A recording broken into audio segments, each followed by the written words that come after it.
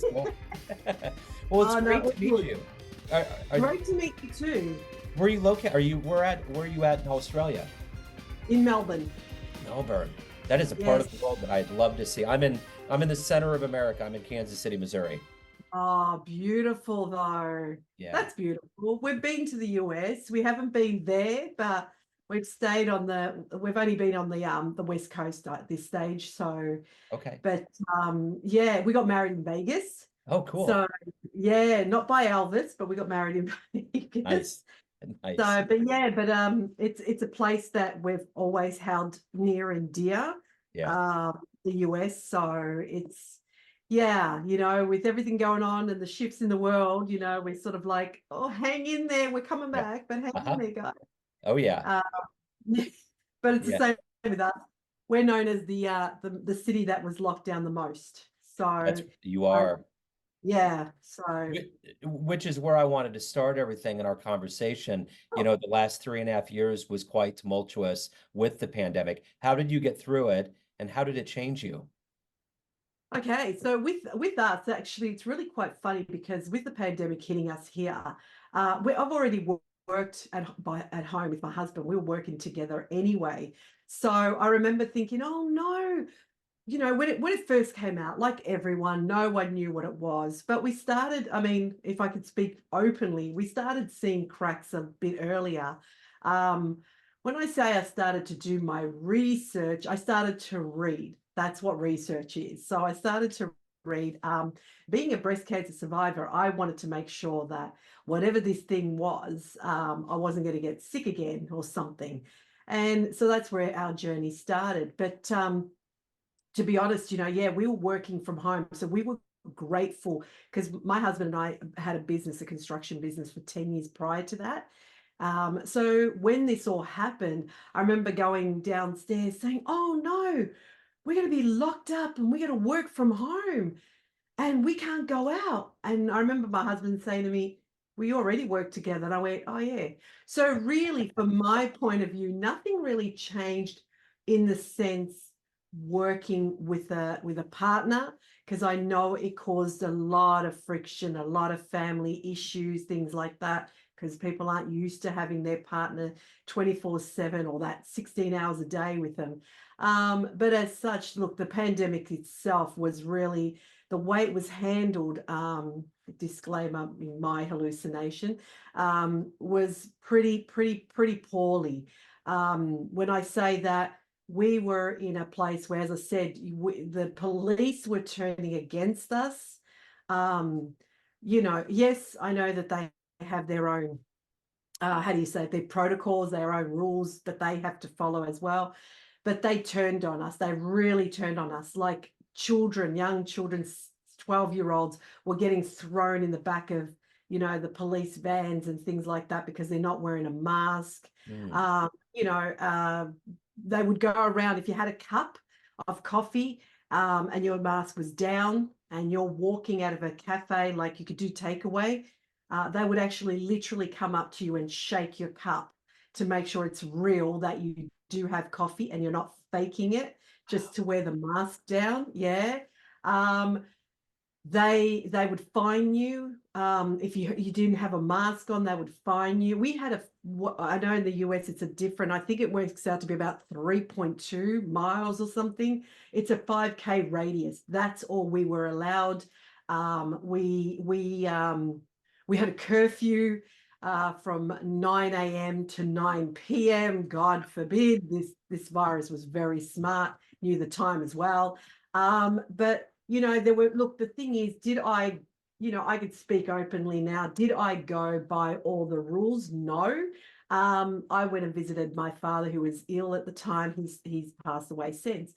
But I did that. I would go, the equivalent almost 300 kilometers away from home, because it was outback and we just needed to get away from the city and all the chaos, I think. So um, on a psychological level, we got through it, but on a spiritual level with friends and family, it was tough because people were, oh, I don't understand why you're not just complying with everything. And it's like, because once you start complying with one thing, you're going to have to comply with everything.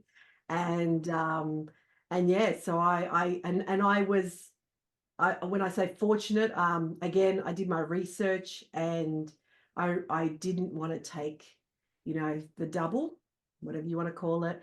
And so I didn't take it. So I came out on the other side, which is, thank goodness for that. Yeah. Yeah. So I know you're an advocate and you're a survivor, but if I put you in front of a bunch of third graders, it's career day, Mm. and one of the kids says, "Hey, what do you do for a living?" How do you answer that child? Okay, that's a great one like that. So what I do now is I actually help other women who have gone through what I've gone through. So I'm there to help them. I'm there for a third grader. I would be saying, like, I'm there to help them feel better about themselves. I'm there to hold their hand while they go through a boo-boo that they're going through, and to make sure that they go through it and they feel comfortable, no matter what happens at the end. None of us know. I wouldn't say that to a third grader, but in the sense, I would be there to be loving and supportive of whoever's going through what I went through. And it's going to be okay. It's going to be all right. No matter what happens, it'll be okay. So, yeah. So, what did you want to be in the third grade? What was your dream to grow up and become? While in third grade, I wanted to become a veterinarian.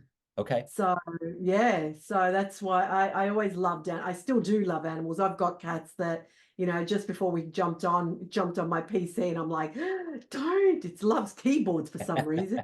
But yeah, so I'm a mother of two fur babies, so I don't have children of our own, but we've always had cats and a dog. So yeah, I've always wanted to be a vet. I love animals. It's funny because it sounds crazy, but if I see an animal in need and I see a human in need, my empathy for that animal is just like, I will burst into tears. Yeah. It's crazy. Yeah. Yeah. Yeah. So let me ask you this. Talk to me a little bit about your cancer Mm. battle. When did the diagnosis happen? What did you go through to become a warrior, so to speak, now to help others? Sure. So I got picked up, my breast cancer got picked up in 2018 after a routine test. My mother became the fourth member of our immediate family who had breast cancer. And although it wasn't genetic, they put us in a high category, which meant every year we went and did our regular mammogram, ultrasound, and MRI. And in 2018, I was just about to leave and go on a holiday in Peru to catch up with my husband, when I got told that they found something. Now, at the time, they said to me, look, go on your holiday, because most likely it's a 99% that it's a fatty tissue. Went on my holiday, came back, and that's when they told me, yes, it was. So I decided to go on more of a spiritual journey, as opposed to a physical journey, because I felt like I needed to heal a lot of past traumas in my life. And I do speak openly because they're scars, they're not open wounds. So things like, I grew up in a family where, I was from an Italian immigrants in Australia, and my father was very, very strict, to the point where he was physically, beating me. So there was a lot of that up until the age of 29. I was that, with my dad and my mum, so just going through that dramatic and all of that sort of stuff. I was carrying a lot of that, as well as, just insecurities and things. So what I did was I decided to go more on a spiritual journey. So I told my doctors, give me 2 weeks. I went back to Peru and I did some work there with the shamans of Peru, this particular shaman, and started working that way. So I wanted to start detoxing the inside out. So this is why I always say it's more important to, not that it's not important to fix the physical side, but it is definitely important to fix the soul and the mind. They have to work together, because no matter what you have, it'll come back So you have to change something. You have to shift something in your life. If it's no longer working for you and you're being diagnosed with cancer, you've got to start shifting. So that's what I did. I had to start shifting how I thought about myself first and foremost, because I was a people pleaser. I put people before me, to the point where my husband never wanted that, but I was always like, you go first, honey, and I'll stay in the background. And he would be like, I don't want you in the background. I need you beside me. But I never knew what that really meant until I started really loving myself and really being authentic, like really being true to myself. And that's where the journey started. So, you know, going past Peru, came back, it was apparently still growing, the cancer.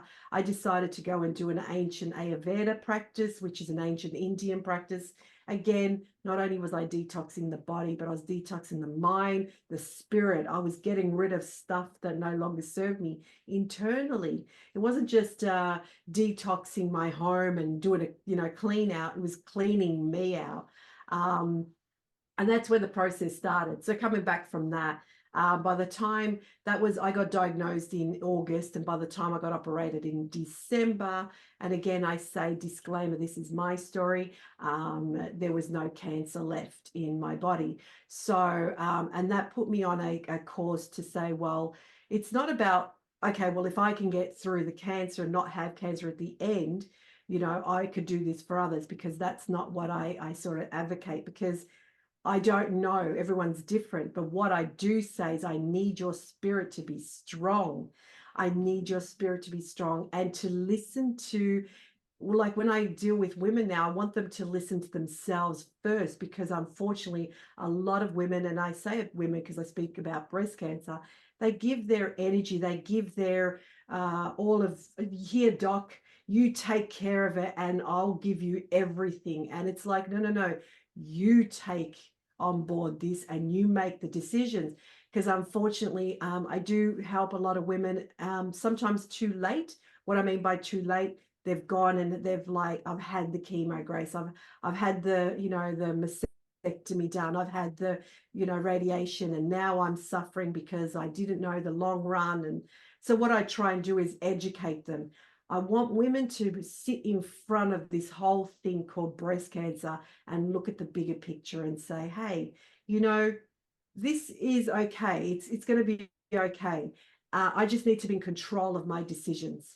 And when you have control over your decisions and who you truly are, it makes the journey a lot easier. I'm not saying it's simple. I'm not saying it's going to fix everything, but it just makes it easier. Because like one of the ladies I'm helping at the moment, I just said to her yesterday, you know, I need your spirit to be courageous. I don't want you to be strong. I want your spirit to be strong, because when your spirit is strong, no matter what is being said to you, you can't change things, but you can change the way you feel about it. So start changing the way you think of cancer.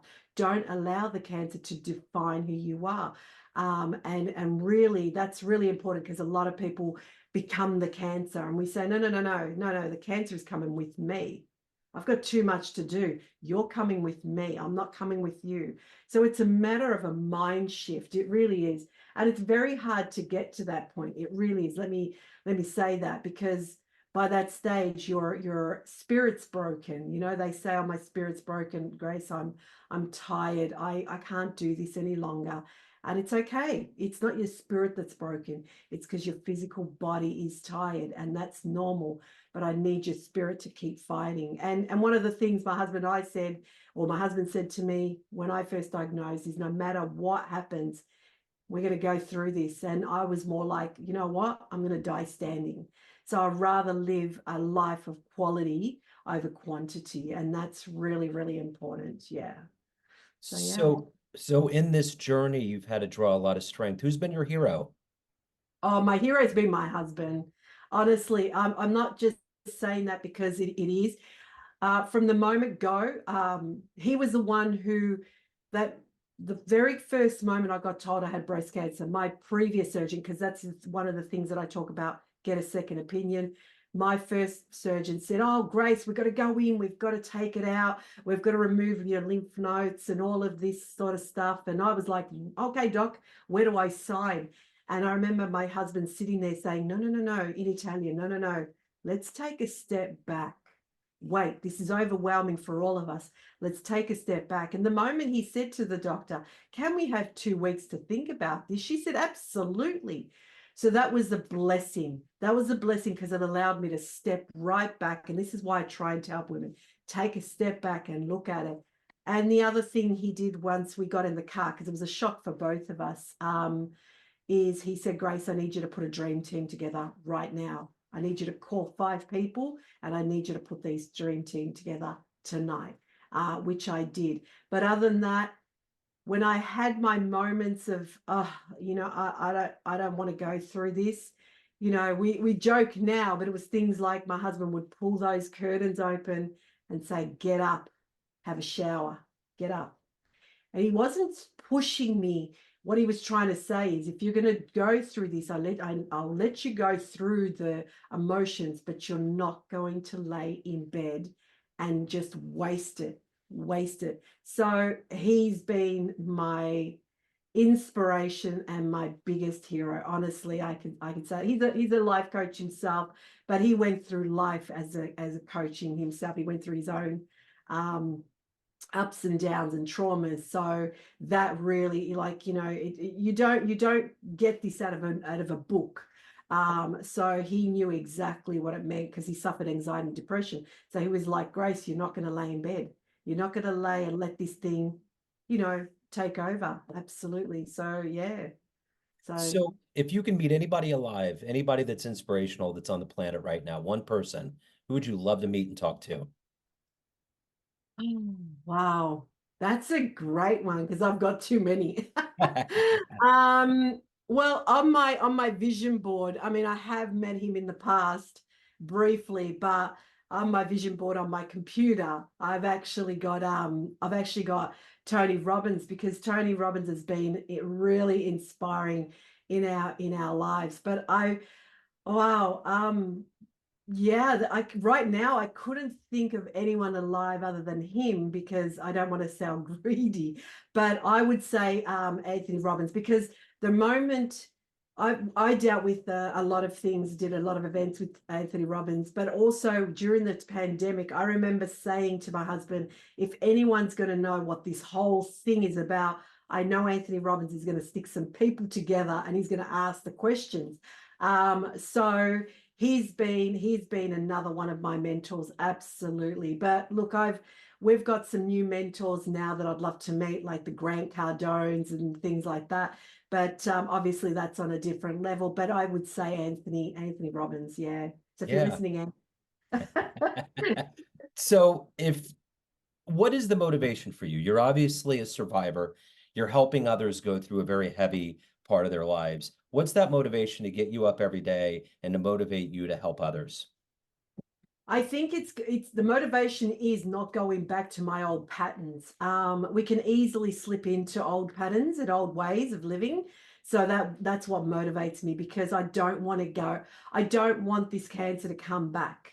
So it motivates me where I'm now cancer free 5 years, and I want to be cancer free 10 and 15 and 25 and 45 years. So that's what really motivates me, and also helping. I think when I was a people pleaser, I wasn't helping people for all the right reasons. It was something like it was a transaction.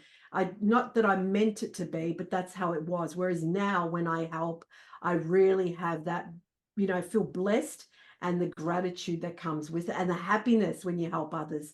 So that's what motivates me. What motivates me is when I can plant a seed in a woman, just even a seed, even if I say something, and it allows her to just switch a little bit. It's only a small change, we say. It's a 2 millimeter shift.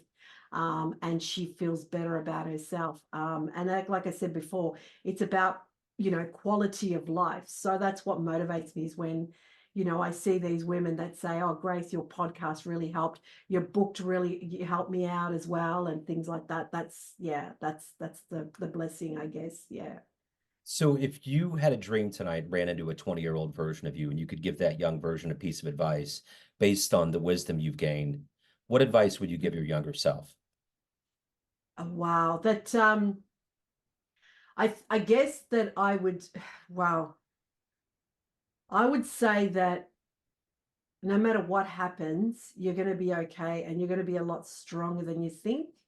What you're going through is horrible right now, but at the end you are going to be so grateful because it made you a stronger and better person and a more loving person. So I would just say to that 20-year-old, it's going to be okay. I've got your back. That's what I say to myself now in the mirror. I've got your back, Grace. So Yeah. that's what I would say. I've got your back. Yeah. So of all of the things that you've done in your life, what are you the proudest of? Wow, number one, getting through cancer. I guess that's probably my number one right now. But I have other things like, as I said, we ran a successful business with my husband. That was amazing. We were doing almost, up to seven-figure business and things like that. Being married, being a mum of fur babies, um, being able to be at the 2000 Olympic Games and seeing those amazing athletes. I was there when most of those athletes, American and Australian, were winning gold medals, and I was physically in the same room as them. So I think that inspired me because that showed me that, no matter what you want, go after it. So yeah, so I think it's a matter of different things, I guess, but I'd say beating the cancer is probably my number one. Yeah. So everyone out there has a perception of you, family, friends, everybody that you help, but you ultimately run the show. What's your perception of you? Who do you think you are? I'm someone who's always had a big heart. I've always had my heart on my sleeve. I'm someone who is determined to be as authentic as I can possibly be for myself. That's who I am. That's the true Grace. Yeah. So if anyone wants to reach out, anyone wants to learn more, anything about your world, where do they go? Okay, so they go to, which is I'm gonna stuff this up because I just changed it, but it's gracedeangeli.com, and I believe it's home. So I will confirm that with you, but yeah, definitely. So it's www.gracedeangeli.com/home. Wonderful. Grace, thank you so much for your story. I appreciate it. It's wonderful, and I can't wait to get it out for people to take in. So best of luck with everything. Send my best to Australia. Thank you so much, and thanks for having me, Joe. I really appreciate your time. You Thank bet. you.